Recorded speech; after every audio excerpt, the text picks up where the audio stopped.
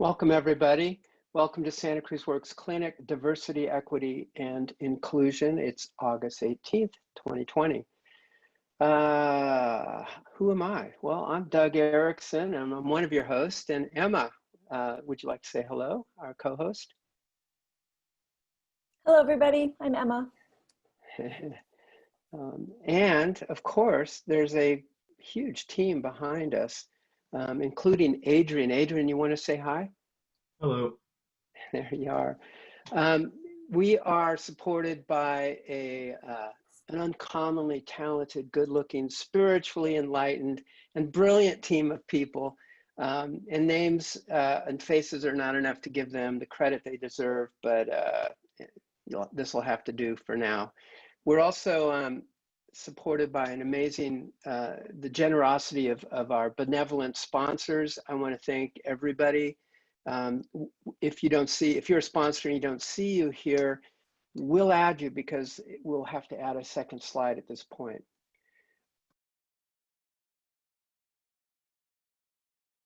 All right. Hi, everybody. Welcome. So this is the first of a series of clinics for Z-Hacks, and we are delighted to have Jossie Haines with us. So not only is she a UCSC alum, lived in Santa Cruz, lived the life. She's worked for some of the top companies in tech, and she's currently working for Tile as a senior director of platform engineering. We were connected on a very interesting platform called Alpha, which is a hub for women in tech to share interesting updates, requests, women in business. And I put out a shout out on behalf of Santa Cruz Works, and she responded and was very keen. She is a regular chimer-inner on topics around women in tech and diversity and engineering, and a great advocate for inclusion, especially in engineering. And one of my favorite things is she focuses on solutions and ideas, not just the challenges and the hiccups and the problems with diversity, equity, and inclusion. She actually comes up with some cool solutions and ideas. So without further ado, please welcome Jossie Haines. Hi there. Thank you for the introduction. It's great to be here. I will start sharing my slides here. All right, perfect. All right, so hello everybody. As Emma said, I'm Jossie Haines. I run the platform engineering team at Tile. So I integrate the Tile technology into our partner ecosystems. So some of the projects my team has worked on is enabling Google Homes to directly ring tiles, as well as empowering the first Tile-enabled laptops with HP.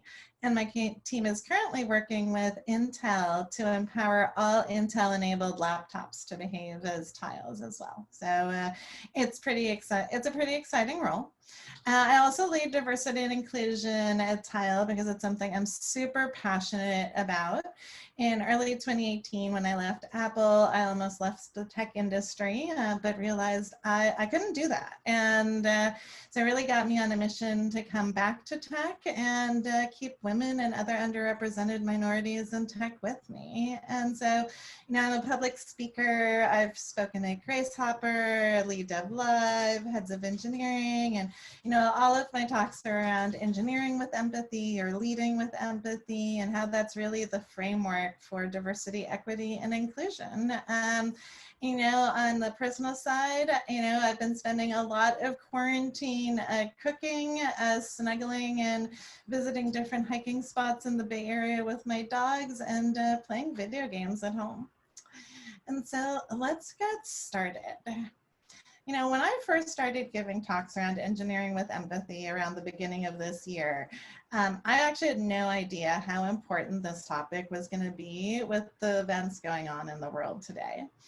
And, over the last couple of months, I've really had some time to reflect on how much empathy I originally had around these subjects, and how I can be a better ally to my Black colleagues and friends who are currently struggling, heartbroken, and really exhausted with what's going on. And when the Black Lives Matter movement started, Trevor Noah came out with his with a video about how the social contract has really been broken for Black Americans who are living in fear on a daily basis just because of the color of their skin. And you know, I really was able to empathize. When all of this started, I was like, why are people just having like violent protests and stuff? And I really realized I needed to expand my own perspectives as well. And, you know, that difference of perspective is what we all need to not just be listening to, but take the time to truly understand and reflect on. And it's what we need to be taking into account when we're building technology, so we're actually fully addressing the needs of women and underrepresented minorities. Because let's be honest, tech is impacting all aspects of our daily lives, but it actually wasn't built to help everyone equally. Voice assistants are less accurate with female voices and those with accents. Facial recognition software doesn't work as well if you have a darker skin tone. And there's so much bias in the underlying data that's being used by machine learning algorithms that power so much of our technology today. And this inherent bias is present in our company cultures. That's why we have a revolving door of diverse team members. Why would you want to stay in tech if you're actually constantly discriminated against? You know, and I actually call this death by 1,000 paper cuts, because a lot of times it isn't actually one big event or even overt occurrences. It's little things like having your ideas appropriated, being spoken over, passed up for promotions, and you know, being assumed you're non-technical when you actually have a technical role. There have been so many times that, you know, I had walked into a room and my project manager, who happened to be male, people assumed he was the engineering manager and I was the project manager. And that's happened to me so many times. And it's these little things that end up causing people to leave tech. So instead, we have to be creating cultures of belonging where diverse team members can not just exist, but where their ideas and opinions are heard and acted upon, and they can thrive. It turns out that 37% of people who leave tech do so because they felt unfairly treated. But here's an interesting one. 57% of those who left would have stayed if their companies had addressed their issues and created a more fair culture. And so to start creating these cultures, we need to not just embrace empathy, but also take action based on it. And I really want to focus on empathy within the context of engineering. And a lot of times, you know, all of these DE&I efforts are within HR, but you know, as engineers, we have a lot of impact on our teams and the products. And I think empathy is the framework that a lot of this work is built on, and it can be one of the most valuable tools for an engineer to have. Empathy can be learned, and it's something we get better at with daily practice. And, you know, for the engineers who are listening, think about how many times you're interacting with others, giving people feedback on code, architecture documents, product specs, you know, figuring out what features you want to focus on and build. You know, these can all be done most effectively and successfully through empathy. And I keep talking about empathy, so I want to take a step back and start with defining it. And I love Brene Brown, who's a shame and vulnerability researcher, her definition of empathy. And she says it's really made up of 4 different components. The first one is being able to see the world as others see it. You know, as engineers, can we see the world through the lens of all our potential customers, as well as our diverse coworkers? And, you know, can we be taking the time to learn more about other cultures to do this most effectively? Next is being non-judgmental. You know, it's so easy in engineering to point fingers and play the blame game. You know, what if something goes wrong, what's the first command somebody usually runs? Get blame to figure out who committed a certain line of code. We even have it like as part of all of our culture. But what if instead of blaming others and shaming them, we proceed with a positive intent that our colleagues are also delivering their best, and hey, maybe there was a reason they did something a certain way. What about being curious instead of jumping the gun? The third component of empathy is understanding another person's feelings. And engineers sometimes hate it when I talk about feelings, and they ask me, what does it have to do with engineering? Well, you know, we don't code in a vacuum. And we're dealing with other human beings day in and day out. And, you know, realize that they're going to have feelings and opinions about what you have to say and how you say it. So what would happen if you really take the time to listen to your coworkers and ask them how they feel? And finally, the fourth component of empathy, which I think is one of the most important parts, is being able to communicate your understanding of that person's feelings back to them. You know, to have a constructive discussion it's important to have active listening and take the time to actually reflect what you hear. A lot of times we have arguments, and it's just because people are talking at each other and one party just doesn't feel understood.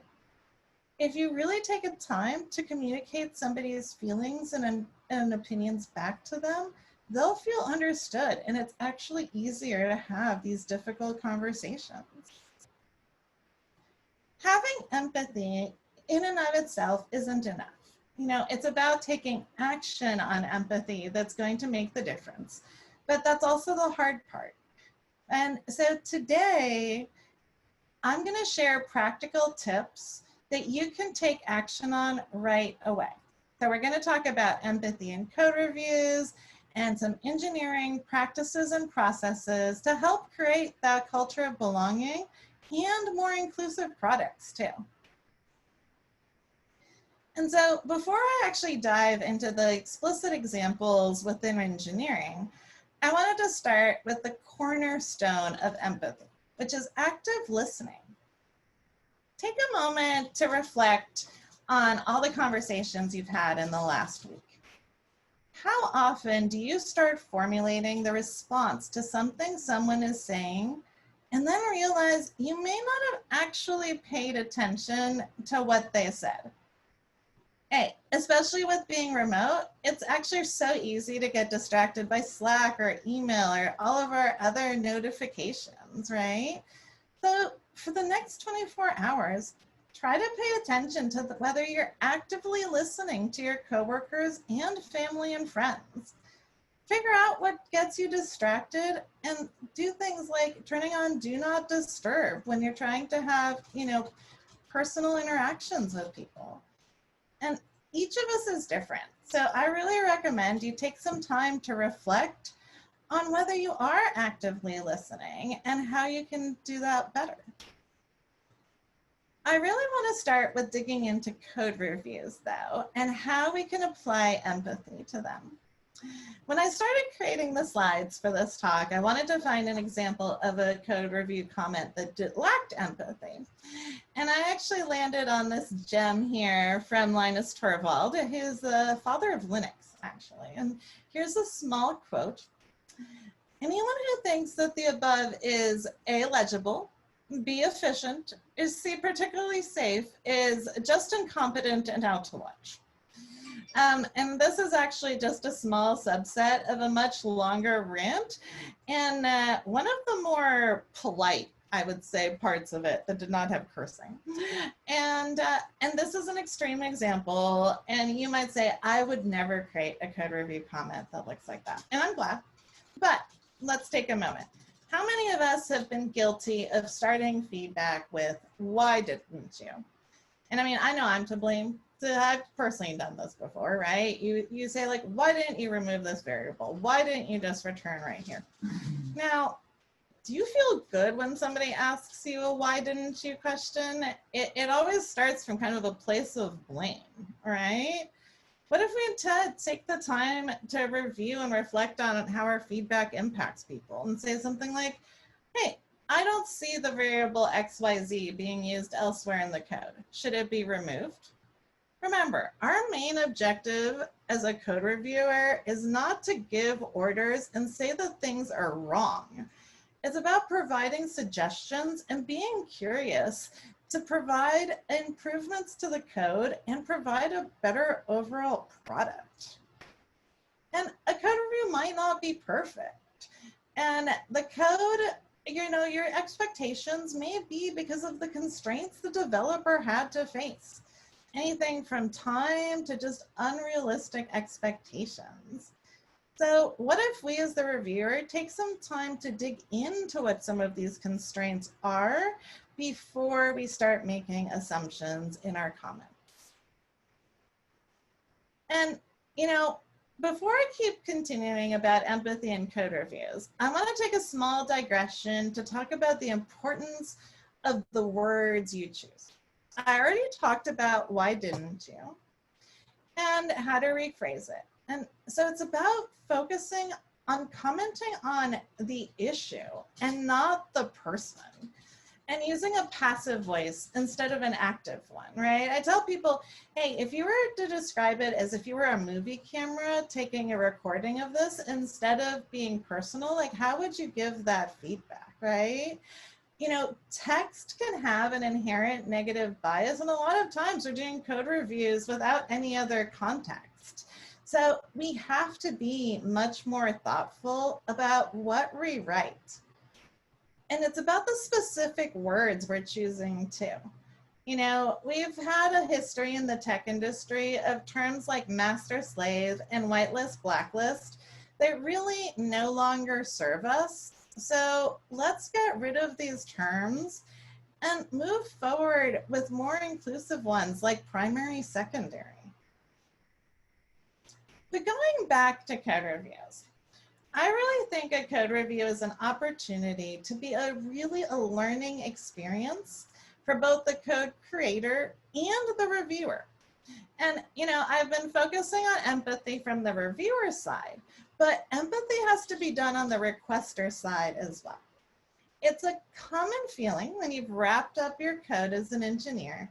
You just want to get your pull request done, approved, out of the way so you can go work on your next exciting thing. But guess what? Your code reviewers might not have been on that same coding journey that you went on. And they might need a lot more context about what you're trying to solve and how you're trying to solve it. So link to PRDs and architecture documents. I tell people, think about these things as like a fact gathering mission. If in a year you had to fix a bug in this code, could you bring up the pull request and see where some of the gotchas might have been? It can be a great learning for new employees too. And, we can apply this to all parts of the development process, from ensuring code commit messages in GitHub have useful titles and descriptions, to having a central place where development decisions are captured. You not only are going to end up with a better documented project, but now you can more easily onboard new people too. And I've been focusing a lot on feedback in code reviews. But we don't just give feedback to people in code reviews. We do a lot of feedback to non-engineers as well. And, we have a lot of cross-functional team members who may not be as technical. And we have to be able to align as a team on technical architectures, UX designs, product requirements, and schedules. And we can apply empathy to all of these situations to make them both more collaborative as well as more effective. As engineers, it can be easy to assume when you're explaining something that somebody else already has the technical foundation. But it's not, you can't always make those assumptions. Some of the best engineers I know are the ones who can really take empathy when working with their non-technical colleagues and ensure that they're really collaborating successfully. This slide could honestly be its own talk in and of itself, because there's so many things within meetings where we can apply empathy. And so since we're in meetings as engineers all the time, I want to cover some of the most important things.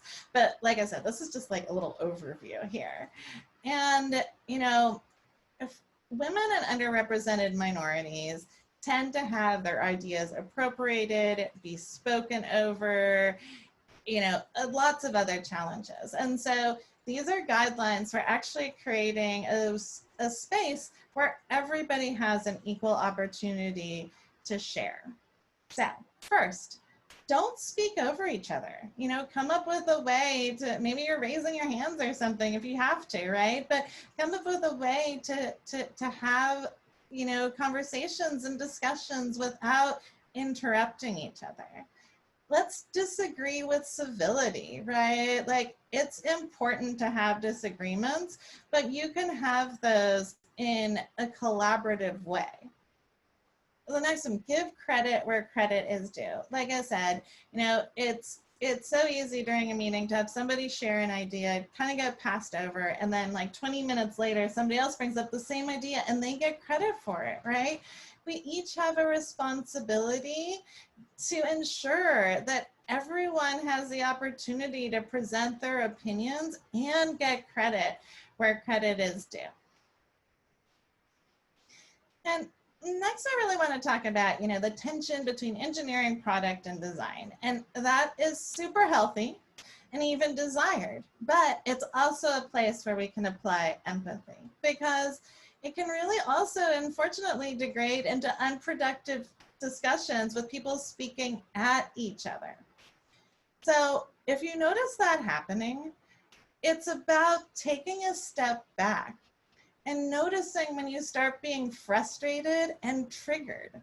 And instead of digging in and keep arguing, stop and think with empathy about that other person. At work, we hopefully have a shared goal with our coworkers of creating an amazing product that's meaningful and truly fulfills the needs of our customers. So can you take a step back and align with that goal and see how maybe the differences of an argument are really just two sides of the same coin? And empathy is really needed to create products that fulfill the needs of our diverse world. And this is why I actually encourage even back-end engineers to take some time to learn about the customers, talk to them if you have a chance, read their feedback and understand their challenges. Because when we have time with having empathy for a customer's needs that can be different from our own, we can really consider how we can meet those needs in our product and ensure that the decisions we're making are aligned with those. And if you hire diverse teams, they're going to be able to provide those different perspectives that you may not be aware of. So if we truly take the time to understand and appreciate their perspectives, we can build better products that not just account for, but truly fulfill the needs of our diverse world. And what I've covered today is honestly just the tip of the iceberg when it comes to applying empathy to engineering. There's a whole other set of topics around leading with empathy, which is a whole nother talk. But what I want to leave you with is that empathy is a skill that we can get better at with time and daily practice. So I challenge each of you to take some time today to take one thing you learned and apply it. Not just once, but a little bit every day. Can you schedule 15 minutes every day on your calendar for empathy? By engineering with empathy, we can create happier and more productive teams that produce better products and provide a space where diverse team members can thrive. With empathy, we can create the companies of the future that create the technology that fulfills the needs of our diverse population. And as the current events in the world show, that's actually a future we need today more than ever. Thank you. And so we've got about 30 minutes left. So feel free to ask me any questions about engineering with empathy, leading with empathy, or anything about my career in tech. That's great. Thank you so much, Jossie. That was really wonderful. And I think we need to hear more of that in many areas, but particularly in tech. And I really love that you went right into the coding and review coding. I know that at Santa Cruz Works, I haven't heard anybody speak to that specifically. So I have a couple of questions, of course, but we also have some questions in the Q&A, and I would invite everyone. This is, we're a relatively small group, and this is a nice platform to be able to discuss some things. So Dagmar's got a question, and right, here we go. Okay. So she asks, do you think that our active listening skills have gotten worse since COVID? We are all so zoomed out and tired of all that remote communication. Plus, it's easy to turn off and pretend to be listening while doing other things. Active listening seemed a lot easier in person than remotely. What are your suggestions to keep our attention focused and listen well under these circumstances? Awesome question. All right, Jossie. Totally think active listening is so hard right now. When you're working and just looking at a Zoom screen and you've got, dogs barking, gardeners going, like notifications going off, Slack, whatever. The first thing I do when I go into a meeting is I literally just I turn on Do Not Disturb on my phone and my computer and just turn off all notifications, because I know if I get a notification, that is going to instantly distract me. I also have taken to just taking notes for every meeting that I go to, because the act of taking notes has been forcing me to actively listen while I am in a meeting. So I've been trying to do that. And then also literally just using Zoom full screen. So I literally can't do anything other than that and take my notes. Those have been some of the things I've been doing, but it's also about realizing, hey, you can't actively listen for 8 straight hours a day. And so I try, at least when I'm planning my calendar, I try to at least schedule in at least 30 minutes in the middle of my day. So I have a break, right? You can't just keep going on and on and on. So let me schedule breaks in to just get away from the computer, because you'll need that mental refresher to be able to be more successful at actively listening. Yeah, it definitely is an active skill, and you kind of have to be present, and it can be really draining both in person and even more so on Zoom. There's all this interesting literature now around Zoom fatigue. So you add Zoom fatigue and all the elements of Zoom on top of all the other things. All right, I'm gonna ask Shen's question. So if you're ready, here we go. Okay, I'm wondering your perspective on working on an engineering team where empathy is not the culture. The desire to foster empathy is there somewhat, but I sense the road to an empathetic culture is long. In your experience, is it fruitful to stay and be a positive influence, or is it best to find another culture that is a better fit for my needs and wants? Great question. I think this is an awesome question. And this is one I get so often, right? And here's the thing. This is a very personal question too, right? So it's really up to, what do you want to be doing, right? And do you enjoy what you do at that company on a day-to-day basis, even if the culture is not inclusive? And do you see small positive changes, right? Do you see little things going on that you see we're going to make things better? Or is it the total opposite where you're just feeling, you know, stuck and like, ugh, I want to work at this company, but like the culture is just so not aligned with me, I need to leave, right? And so in that second case, leave, right? Like so many of us stay because we feel we should be staying, we should be proving ourselves, we should be fighting every fight to make the world better for everybody else, which, you know, I want to do that too, but hey, I have to take care of myself first because I can't take care of other people if I don't take care of myself first. So the advice I give you is, hey, if you enjoy what you're doing and you want to be a positive influence and it's something that you see people are actually listening and willing to make small improvements on, hey, go for it. But if you're literally at the end of the day just feeling miserable, like go find a culture where you're that's a better fit, and don't feel bad about leaving a place if because of the culture. Yeah, and I encountered this very strongly in my last contract, my last job where I was for 5 years, and I clashed with the CEO. Often culture comes from the top, and his was very masculine and competitive and mean, and I was trying to introduce like kindness and discussion and compassion and active listening, and it ended up being like I butted heads with the CEO, and that job didn't last. So sometimes you don't even have a choice. If you think you're trying to change things for everybody or change things for the world, you might be in the wrong place doing it. And I found that trying to do it in other places, like at Santa Cruz Works, for example, it's really welcomed and encouraged rather than shut down. So Shen, you have to kind of make that decision.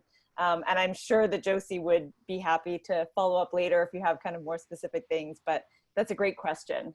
And thanks for your answer, Jossie. Very insightful, and it is very personal. And there's risks on both sides, right? So a good thing to take an analysis of. All right, we have some more questions here. So Mark has a couple of questions. They're 1, 2, 3. And okay, so who have been some of your mentors in tech and how have they impacted your career? And are they all women? Are they men? Are they male out? Like where are they in the gender spectrum as well? Yeah, so I'll talk about actually my boss, who's been my longest term mentor. So I've actually this is the fourth time my boss has been my boss. We've worked together at 3 different companies and I've known him for 15 years. And so he has been one of my strongest advocates and really has helped me get to where I am in my career.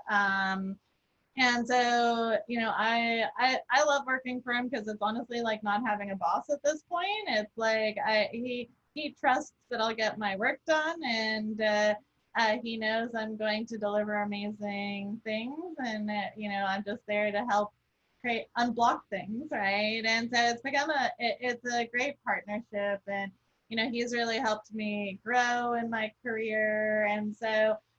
You know, I think it is, you know, I tell women it's important to have mentors of both sexes. And while it's important to network with other women, because especially as you kind of go up in your career, you're going to be the only one in the room at a lot of times. And so you want to find peers outside your company that you can collaborate and even have like little bitch sessions with about what's going on, right? Because you're most likely not going to have those types of peers at your company once you get at a high enough level. But hey, men hold 75% of the leadership roles in the tech industry. So if you want to get a job in tech, you need to also have male mentors. Yeah, I imagine that can be quite frustrating as we, you know, evolve and transition and women kind of become potentially more involved in the tech space and the coding space. But at the moment, it is quite male dominated. And if you focus only on having female allies and, you know, female identified bosses and mentors, that's great, but that might only take you so far. And not in tech, but I used to work in very male dominated in a very male dominated space. And some of my greatest allies and mentors and champions were men. And it was frustrating as a vocal feminist and somebody who's quite a proponent for improving women's careers. I always found that the men were actually better for my career than the women. And so it's always a bit counterintuitive and very frustrating, but that's a great question. Do you have any like, is there anybody who's maybe not somebody you work with per se, but like somebody you read, or do you like have a blog you follow, or big career you love? Somebody, actually, she's my coach now, but I've been working with Toni Collis. She's actually in the UK, and she leads a Facebook group called Leading Women in Tech. She just launched her podcast, and she's awesome, right? She's gotten to the C-suite and is now really about coaching women to like get there and get that seat at the table. And so she's amazing, and I think is awesome to listen to. You know, on if you're going into the management side of things, Julie Zhu wrote an amazing book called The Making of a Manager, which really kind of talks about like the struggles of becoming a manager. And you know, she ended up becoming the head of design for Facebook, right? And so it really kind of talks about her story. And I like that it's from kind of a woman's perspective of, you know, going into this career.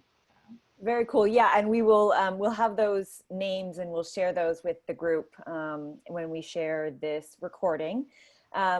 Yes, and one of the things, oh, I had a thought. One of the things that, no, it's gone. Never mind. Okay, here we go. All right, so Mark's got another question. So could you please speak to some of your go-to strategies for overcoming unconscious bias and getting a seat at the table as a woman in tech? Yes. So, you know, to get a seat at a table as a woman in tech, it's about building your personal brand, you know, building your confidence, building your resilience. You know, I think the challenges that we have actually start from when we're very young.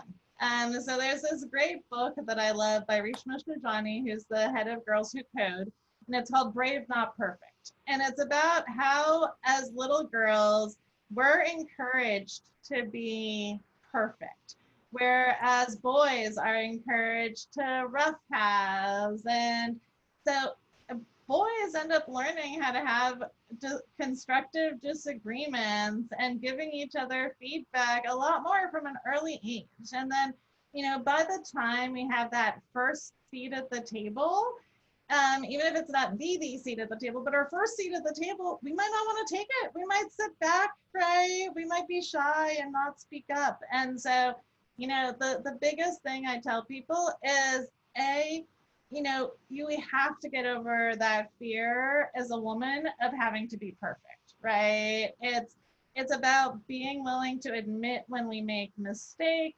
being willing to share our ideas, even if they don't sound perfect, and just putting ourselves out there, right? And, you know, finding advocates, right? Especially on the unconscious bias thing. And, you know, one of the things I talked about was meetings, right? Especially if you end up having a culture where you see like people's ideas being appropriated, find allies and ask them, hey, you know, I've seen in our meetings, we have a culture of doing this. And, you know, I really just don't think it's constructive. If you see this happening in a meeting, would you be willing to speak up, right? And by directly talking to people who you think will be allies, instead of just kind of expecting and waiting for somebody to speak up, then you're actually empowering certain people to come help you, right? And so, you know, can you do things like that to help yourself with some of the bias that you may see? Yeah, I have found that it's not always helpful to be vocal in the big group, that you can point out, like if somebody is dominating or speaking over or mansplaining or doing these things in the meeting, that it's not always helpful, but a sidebar or a small little sidebar, not necessarily with that person, but with somebody who you feel is an ally, to say, hey, I don't know if you noticed this, but I noticed this. It might be helpful if it comes from you, or if you could maybe talk to them or what have you. calling people out in the middle of things is something that I have done and learned the hard way, and is not always helpful. So working around that. One of the points I wanted to make just around your mentors was that women are often put into the place of talking about diversity and inclusion, and that's important. It's an important role for us. But I think it's also really lovely that you mentioned Julie Zhu, who talks about management and C-suite. And it's not just about being a woman, it's about being in these positions, these management positions, but not necessarily, but from a female perspective. So having that female perspective, but not necessarily only talking about diversity, equity, and inclusion, which is another reason, Josie, I was really glad that you agreed to come and speak to us, because I knew you'd be speaking about very specific things from a female perspective with empathy that wasn't just about, you know, it being a woman or being a woman from that perspective. So it's an interesting challenge I think a lot of women have who are in positions and in senior positions who are somewhat tired of being the call on token woman to come and speak on a female perspective, and yet pointing things out. Somebody in the chat earlier spoke about noticing the git blame. So just kind of, you know, identifying and noticing and calling those out is really important. All right, Mark's got one last question here to round out his 3-point questions, which are great. So what DEI initiatives do you see in tech that you are most excited about?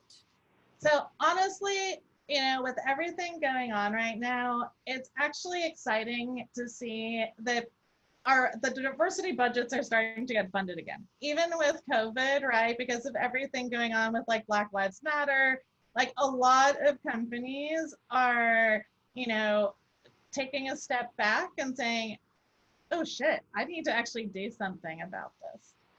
Now, here's an interesting one. Deloitte actually did a research study in May, and they found that 79% of companies understood that they need to tackle these initiatives, but only 13% actually feel ready to do so, right? And so I think it's about getting, what I'm excited about and what I hope to see is companies just getting past talking about diversity and inclusion and actually taking real action on it.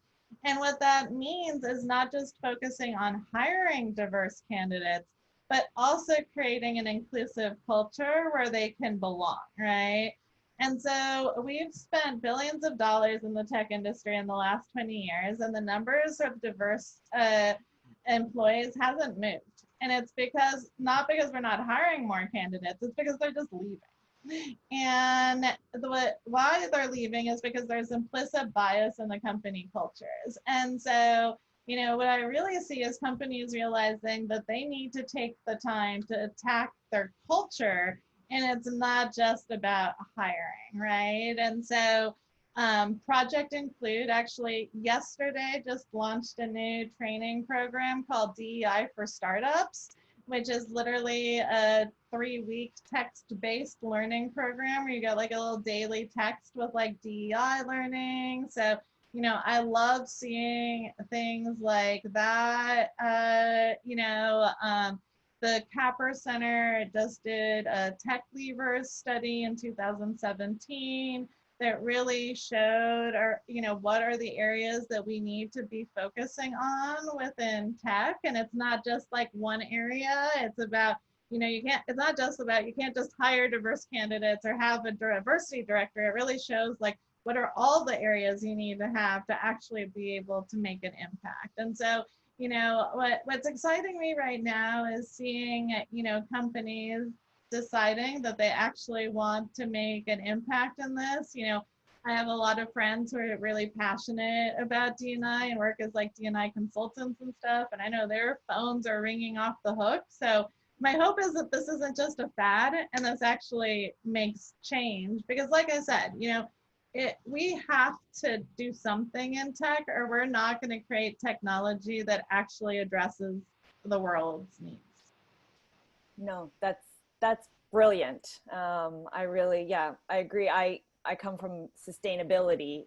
It was my last career, and I saw a similar area there where they would hire sustainability managers or try to include, but until it was part of the culture and until they until the whole company or the whole culture kind of believed into that. That was a big change, and actually a bit frustrating, but sometimes it's time. Sometimes it's the old dinosaurs, male and female, right? This isn't a gender thing, but sometimes it is somewhat the old dinosaurs you kind of have to move out, who don't believe in either sustainability or diversity, or just have issues with it.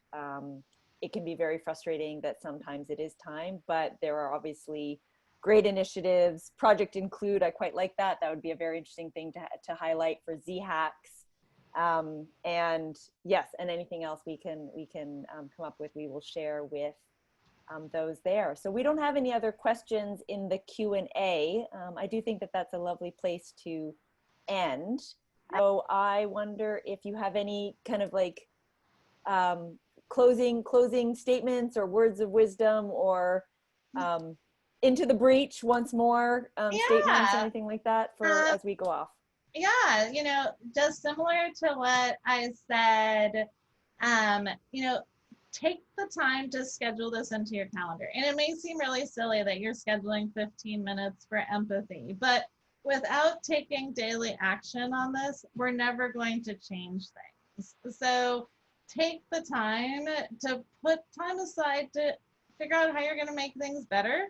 And this is going to make you better as an engineer, right? This isn't actually just about, you know, doing good for others.